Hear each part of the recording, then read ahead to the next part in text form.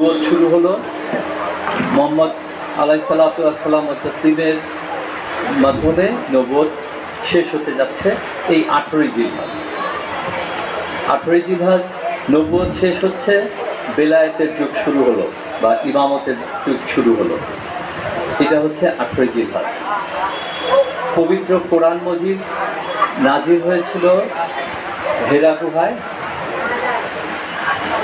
এই পবিত্র কোরআন মজিদ নাজিল হওয়া শেষ হলো 18ই জিলহজ।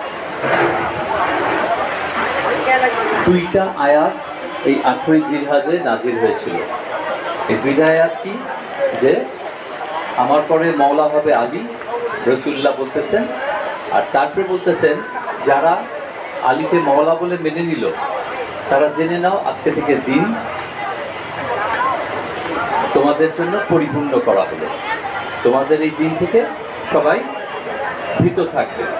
কাফের মুশরিকরা যারা যারা মওলাকে মওলা বলে মানল, যে সমস্ত মুমিনরা, তাদের কাছে দিন পরিপূর্ণ হলো। যারা মানে নাই তাদের দিন আজ পর্যন্ত পরিপূর্ণ হয় নাই।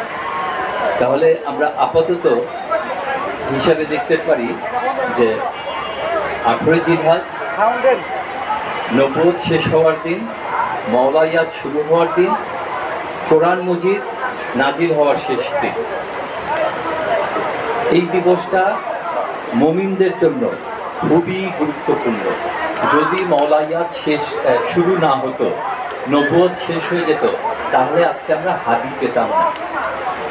হাদি মানে হেদায়েত দাতা। পীর মুর্শিদ দরবেশ এনারা হচ্ছে আমাদের হেদায়েত দাতা। এই মাওলায়াতের ধারায় এনারাই হচ্ছেন আমাদের এখন হাদি। আমাদের আজকের মওলানা অভিষেক উপলক্ষে বক্তব্য রাখতে আসবেন মমিন মাস্টার সাহেব, ইসলামপুর জামালপুর থেকে আসছেন। অ্যাডভোকেট আবু নাসের সাহেব, উনি ইসলামপুর জামালপুর থেকে আসছেন। চুয়াডাঙ্গা থেকে হাসিবুল হক চিস্তি আসতেছেন।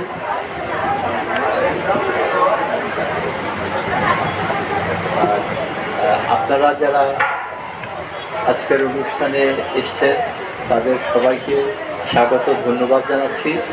এই অনুষ্ঠান বক্তব্য শেষ হওয়ার পরে কিছু নিয়াজ পাক আছে, তারপরে আমাদের সামা মাহফিল লালনের গানে আমরা চলে যাব।